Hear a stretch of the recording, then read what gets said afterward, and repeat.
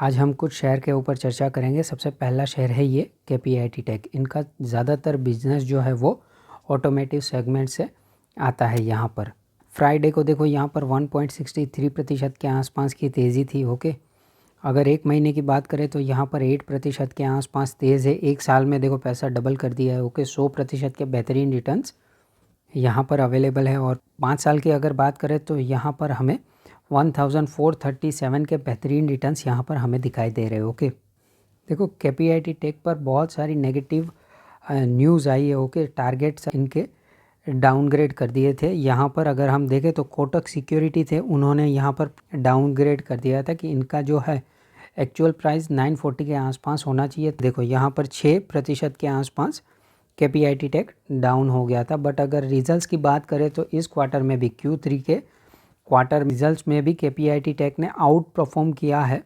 इसके लिए आज भी शेयर ऊपर जा रहा है। बीच में JP मॉर्गन ने भी कई सारी नेगेटिव रिपोर्ट्स निकाली थी। ओके, प्रीवियस ईयर में। बट अगर आपका शेयर अच्छा है, आपकी अर्निंग ग्रोथ काफ़ी अच्छी है, ज़्यादातर शेयर भागता क्यों है? मेनली अर्निंग ग्रोथ के हिसाब से। और टिकेगा भी कैसे? अर्निंग ग्रोथ अगर आपकी अच्छी हो सो यहाँ पर कोई भी आपका कैसा भी टारगेट सेट करे, इतना ज़्यादा इम्पैक्ट नहीं आता है। नाउ देखो नेक्स्ट कंपनी की बात कर लेते हैं। यहाँ पर HCL टेक। अगर कोई AI बेस जाना चाहता है, मतलब आर्टिफिशियल इंटेलिजेंस में ज़्यादातर इन्वेस्ट करना चाहता है, तो सबसे ज़्यादा जो लीडिंग अभी के हिसाब से है वो HCL टेक है।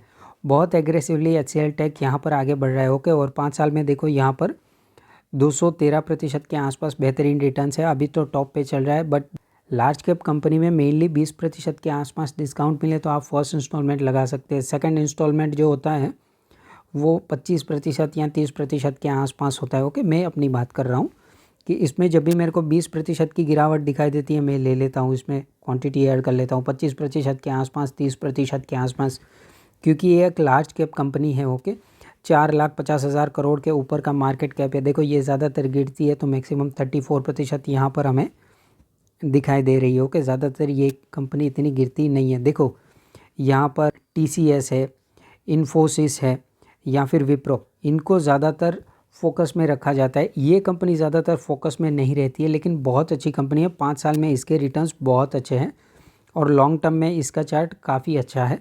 बट इनको ज़्यादा फोकस नहीं मिलता है। ओके, नेक्स्ट कंपनी पे आ जाते हैं हम, सुज़लोन एनर्जी पे आ जाते हैं हम। देखो यहाँ पर फ्राइडे को कुछ ज़्यादा अच्छी तेज़ी नहीं थी, लेकिन इसने भी अच्छे रिटर्न्स कमा के दिए। ये देखो 1 ईयर में 445 के आसपास रिटर्न्स है। अभी 445 के आसपास रिटर्न्स है और तगड़ा पैसा इसमें लगा दोगे तो अगेन फंस सकते हो। बीच में न्यूज़ आई थी, कोई बड़े इन्वेस्टर ने इसमें इन्वेस्ट किया था, उसके बाद इनको काफ़ी सारे ऑर्डर्स मिले हैं। देखो अगर बड़ा इन्वेस्टर आप में आता है, ओके, तो उनको कुछ ना कुछ इनसाइड न्यूज़ अवेलेबल होती है। ओके, नाव आगे बढ़ते हैं। यहाँ पर देखो 5 साल में भी इसने 782% के आसपास के बेहतरीन रिटर्न्स बना के दिए। अगर लॉन्ग टर्म चार्ट पैटर्न की बात करें तो यहाँ पर देखो शेयर यहाँ पर 62% के आसपास क्रैश हो गया था। तो सुज़लोन एनर्जी में आप एक लिमिटेड अमाउंट लगाकर आगे चलो ही चलेगा। इसमें मतलब बोलते हैं ना कि दिल खोल के पैसा लगा दिया, वैसे आप इसमें पैसा नहीं लगा सकते हो। HCL टेक है उसमें लगा सकते हो, इन्फोसिस है,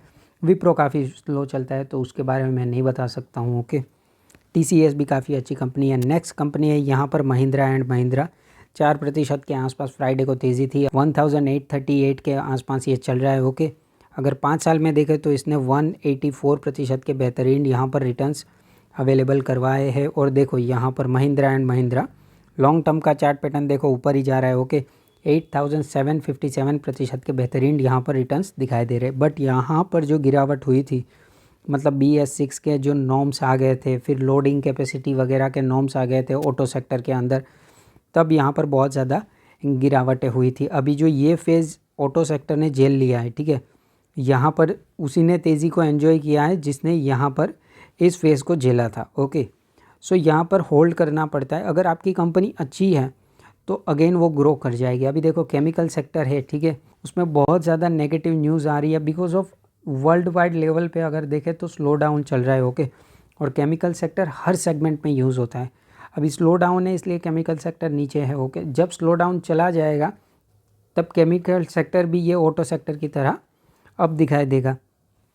नाउ देखो महिंद्रा एंड महिंद्रा में थोड़ी सी एक न्यूज़ भी है यहाँ पर कि इलेक्ट्रिक कंपोनेंट्स के लिए यहाँ पर इन्होंने वॉक्सवैगन के साथ टाइप किया हुआ है, ओके, बैटरी सेल के लिए। तो एक बहुत अच्छी पॉजिटिव न्यूज़ है और वॉक्सवैगन का नाम तो बहुत ही मशहूर है। नेक्स्ट कंपनी है यहाँ पर पॉलीकैब। फ्राइडे को 2% के आसपास की यहाँ पर तेज़ी आई है, ओके। गवर्नमेंट के कोई किसी भी ऑफिशियल की ओर से कोई बयान नहीं आ रहा है और इनके भी ऑफिशियल से कोई बयान नहीं आ रहा है, मतलब प्रमोटर ने कहा है कि हमें कोई नोटिस अभी भी रिसीव नहीं हुई है। देखो ये जो शेयर है वो अनसर्टेनिटी में फंस चुका है, ओके। अभी जब तक ये अनसर्टेनिटी दूर नहीं होगी ज़्यादातर तेज़ी नहीं दिखा दी गई। यहाँ पर न्यूज़ आई थी, अभी देखो बॉक्स में ही चल रहा है, ओके। फिर भी देखो 1 साल के अंदर यहाँ पर देखो 55% के रिटर्न है। 5 ईयर्स में बहुत अच्छे रिटर्न है, ओके। 623% के आसपास और मैक्सिमम में उतने ही हमें दिखाई देंगे, ओके। नेक्स्ट कंपनी है यहाँ पर जोमेटो, ओके। 1.39% की तेज़ी है, ओके। पास्ट ईयर में देखो 187% के बेहतरीन रिटर्न्स यहाँ पर दिखाई दे रहे हैं, ओके। लॉस मेकिंग कंपनी से ये प्रॉफिट मेकिंग कंपनी आई है, इसीलिए ये, लेकिन अगर 5 साल की बात करें, इसको 5 साल नहीं हुए हैं, बट जहाँ से लिस्टिंग हुई थी वहाँ से गिरकर अभी रिकवरी कर रहा है। तो यहाँ पर 24% के रिटर्न्स हमें दिखाई दे रहे हैं। यहाँ पर अभी हम क्वार्टरली रिजल्ट्स देखेंगे, ओके, जोमेटो के। यहाँ पर देखो लगातार यहाँ तक लॉस था, फिर लॉस कम हो गया और अभी प्रॉफिट में आ चुकी है कंपनी। जो जोमेटो को ज़्यादातर फ़ायदा दिया है वो ब्लिंकिट ने दिया था, बट नो डाउट ब्लिंकिट की वजह से जोमेटो को मार भी पड़ी थी। जिस दिन इन्होंने ब्लिंकिट को ख़रीदा था तब सब ने नेगेटिव ही कहा था कि जोमेटो एक खुद लॉस मेकिंग कंपनी है और एक और लॉस मेकिंग कंपनी को वो ये एक्वायर कर रहा है, ये क्या कर रहा है। तो अभी प्रॉफिट में कंसिस्टेंसी दिखाई दे रही है। अब देखते हैं कि कितनी कंसिस्टेंसी आगे दिखाई देगी, ओके। अगर किसी ने जोमेटो को मिस कर दिया है तो ऐसा नहीं होगा कि आपने सब कुछ मिस कर दिया। आपने अगर जोमेटो को मिस किया है तो आपने पॉलिसी बाज़ार को भी मिस किया है और पेटीएम जो है उसको भी आपने मिस कर दिया है। तो यहाँ पर जब भी कोई नई कंपनी होती है उसको लिमिटेड कैपिटल के साथ इन्वेस्ट करना चाहिए। अगर कोई जोमेटो में हैवीली इन्वेस्ट करके बैठा होगा तो यहाँ पर वो तो हार मानी जाएगा, ओके। किसी को नहीं पता होता है कि लॉस मेकिंग कंपनी कब तक प्रॉफिट मेकिंग कंपनी बनेगी। अभी ये प्रॉफिट मेकिंग कंपनी बन चुकी है, बट क्या प्रॉफिट कंसिस्टेंस रहेगा वो भी देखना पड़ेगा, ओके। और तकरीबन शेयर अभी हाई के आसपास ही जा रहा है, ओके।